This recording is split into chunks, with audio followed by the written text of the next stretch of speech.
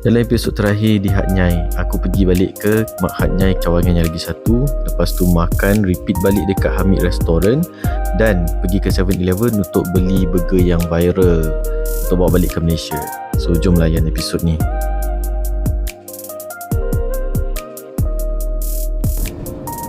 Dalam episod yang lepas, aku pergi ke kedai Mak Hat Nyai untuk beli jersey. Dan pekerja tu cakap dia ada lagi satu cawangan yang lebih besar. So hari ni aku pergi ke cawangan yang ini. Mak Hat Nyai ni dia adalah pengeluar jersey untuk tim bola sepak lokal dekat Hat Nyai ni.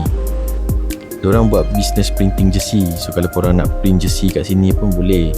Tapi tujuan utama aku datang sini sebab aku nak cari jersey-jersey yang lain. Sebab kat kedai yang semalam tu dia tak banyak ada saiz aku.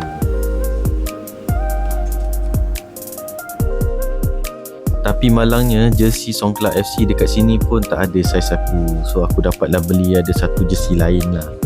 Okay, kita terus pergi makan pula lepas ni. Ini adalah antara jersey-jersey yang diorang jual dekat sini.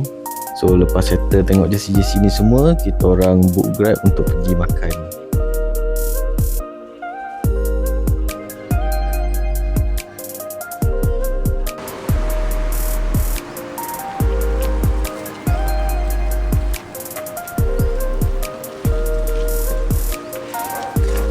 Disebabkan kita orang makan kat kedai ni semalam sedap gila, so kita orang decide untuk repeat balik kat kedai ni. Sebenarnya aku dah set up semua kamera, tapi aku lupa nak tekan record. Kalau korang nak tengok aku makan apa semalam, korang boleh tengok video yang sebelum ni. Okay, sekarang nak pergi beli burger, nak bawa balik. Sekejap lagi dah nak naik bas. So nak bawa bekal. Makan-makan atas bas 10 jam perjalanan ni. Parah. Jom. Macam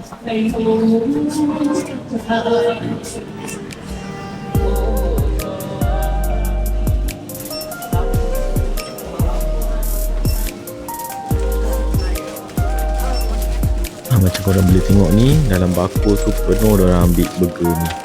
Kalau datang lambat sikit memang habis. Tapi aku tak adalah beli banyak-banyak sangat. Cukup untuk makan kat dalam bas dan bawa balik 1-2 untuk makan kat Malaysia. Yang paling sedap tu korang kena ambil burger shrimp ni. Ni memang sedap. Ni tak ada masuk kat Malaysia lagi.